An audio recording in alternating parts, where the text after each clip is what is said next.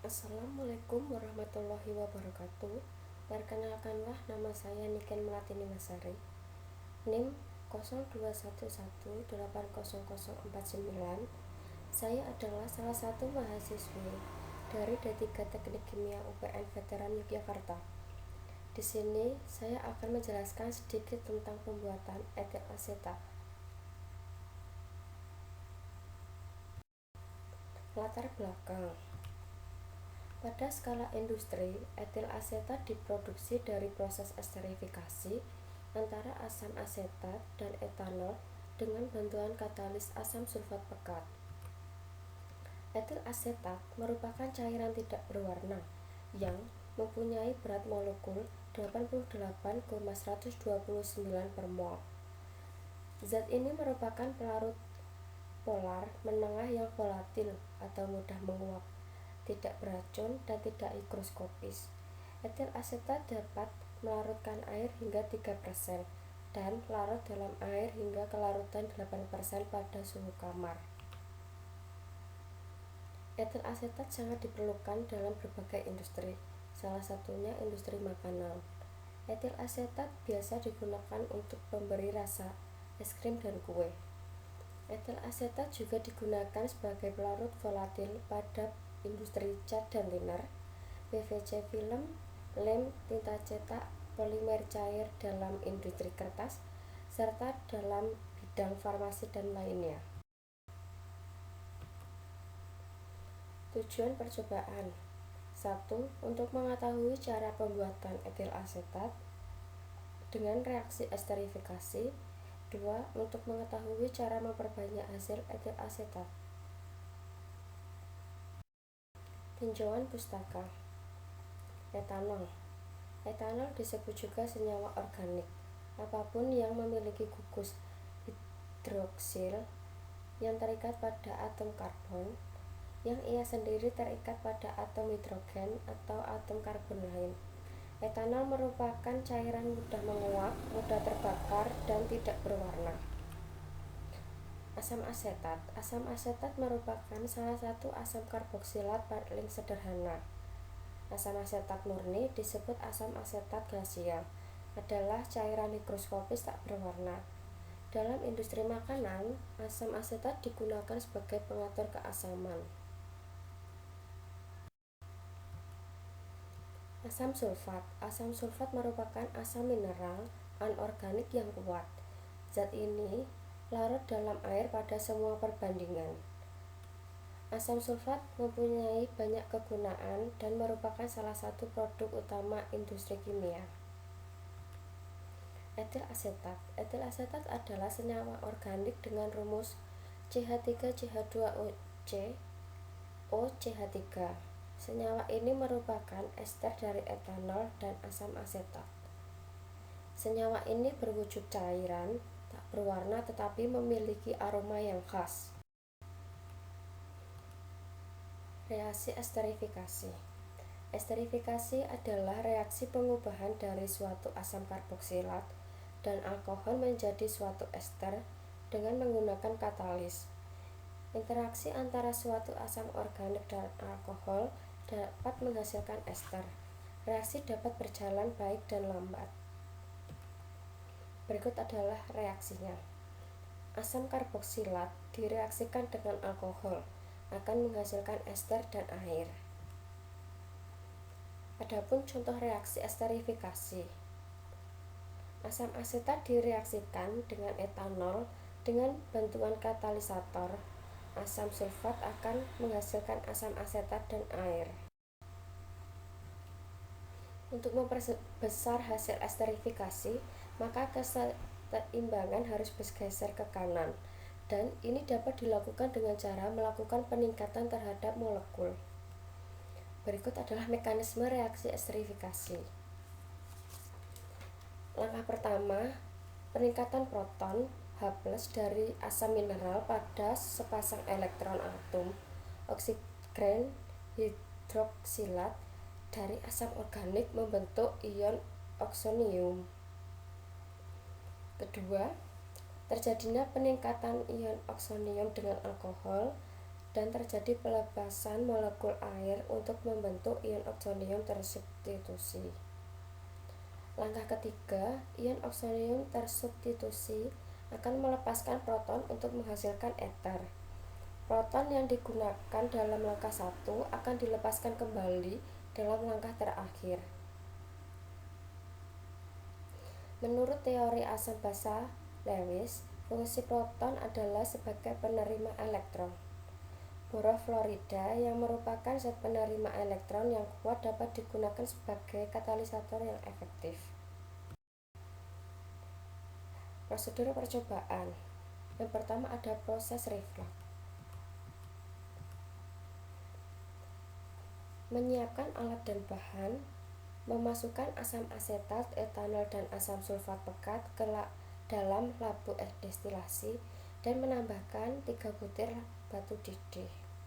Melakukan proses reflux selama 1 jam pada suhu kurang lebih 70 derajat Celcius dan mendinginkan jika proses telah selesai. Prinsip dari metode reflux adalah pelarut volatil yang digunakan akan menguap pada suhu tinggi, namun akan didinginkan dengan kondensor, sehingga pelarut yang tadinya dalam bentuk uap akan mengembun pada kondensor, akan turun lagi ke dalam wadah reaksi sehingga pelarut akan tetap ada selama reaksi berlangsung. Untuk tahap pertama ini, proses reflux yang mempunyai tujuan untuk menghomogenkan campuran sehingga akan terbentuk senyawa ester. Alat yang digunakan 1 statif, 2 klem, 3 pendingin balik, 4 pipa kecil tempat masuk dan keluarnya air pendingin, 5 labu leher 3, 6 termometer, 7 batu didih, 8 larutan, dan 9 listrik. Berikut adalah rangkaian alatnya.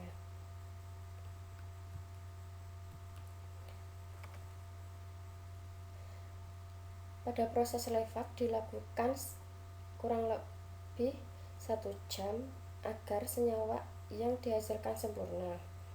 Pada proses ini pemanasan dilakukan dengan suhu 70 derajat Celcius. Karena jika dilakukan lebih dari itu, air akan ikut menguap. Bahan yang digunakan 1 asam asetat, 2 etanol, 3 asam sulfat. Pada asam sulfat pada proses reflux berfungsi sebagai katalis yang digunakan untuk mempercepat reaksi. Reaksi berlangsung dengan energi aktivasi yang lebih rendah sehingga nilai konstan kecepatan reaksi akan semakin besar. Selain itu, karena asam sulfat pekat mampu mengikat air, sehingga untuk reaksi esterifikasi setimbang yang menghasilkan air, maka asam sulfat pekat akan menggeser ke arah reaksi ke kanan ke arah produk, sehingga produk yang dihasilkan akan menjadi lebih banyak.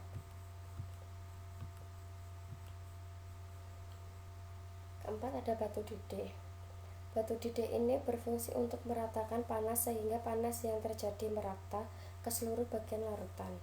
Tanpa batu didih, larutan yang dipanaskan akan menjadi superheated dan akan menyebabkan ledakan. Yang kedua ada proses destilasi dan netralisasi. Melakukan proses destilasi selama 10 menit setelah tetesan pertama hasil destilat keluar. Meneteskan Na2CO3 sampai pH destilat netral. Prinsip kerja destilasi adalah memisahkan titik didih.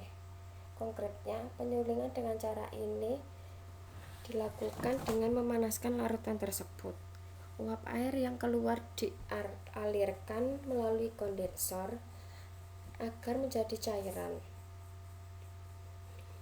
Tujuan dilakukannya proses destilasi ialah memisahkan etil asetat dengan air agar mendapat etil asetat yang murni.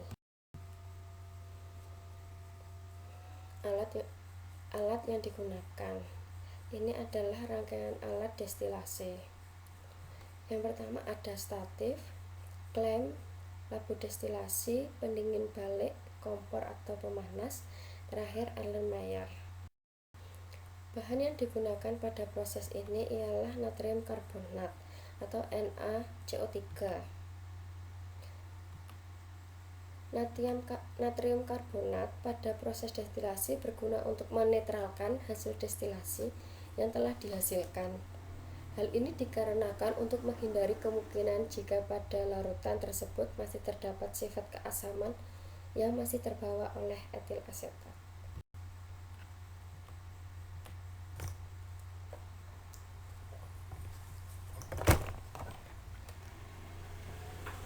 Yang ketiga ada proses ekstraksi. Memindahkan destilat yang telah netral ke dalam corong pemisah dan menambahkan CaCl2 lalu menggocak corong pemisah tersebut. Memisahkan lapisan ester dan air. Membuang bagian air. Setelah itu menambahkan MgSO4 pada lapisan ester dan mengaduknya. Prinsip dasar ekstraksi ini melibatkan pengontakan suatu larutan dengan pelarut atau solvent lain yang tidak saling melarut dengan pelarut asal yang mempunyai densitas yang berbeda, sehingga akan terbentuk dua fase beberapa saat setelah penambahan solvent.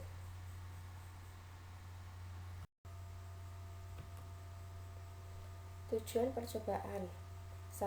Untuk mengetahui cara pembuatan etil asetat dengan reaksi esterifikasi.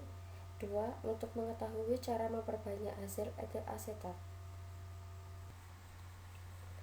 Bahan yang digunakan pada proses ini yang pertama ada kalsium klorida atau CaCl2. Kalsium klorida pada ester berguna untuk memisahkan senyawa etil asetat yang diinginkan dan pengotor pada larutan, sehingga membentuk cairan CaCl2 dan CaCO3 yang juga dapat dengan mudah dipisahkan dengan produk. CaCl2 dan CaCO3 membentuk endapan yang berada di dasar wadah karena memiliki massa jenis yang lebih besar daripada produk. Yang kedua ada magnesium sulfat atau MgSO4. Magnesium sulfat pada ester bertujuan untuk mengikat sisa-sisa air yang masih terkandung pada senyawa etil asetat. Terakhir adalah kesimpulan. Pembuatan etil asetat diperoleh melalui proses esterifikasi, di mana etil asetat diperoleh dari reaksi esterifikasi antara asam asetat dan etanol dengan bantuan katalis asam sulfat pekat untuk mempercepat reaksi dan agar mendapatkan hasil yang lebih banyak. Pembuatan etil asetat melalui 3 tahapan, yaitu proses reflux, proses destilasi, dan yang terakhir adalah proses ekstraksi. Sekian dari saya. Kurang lebihnya mohon maaf. Wassalamualaikum warahmatullahi wabarakatuh.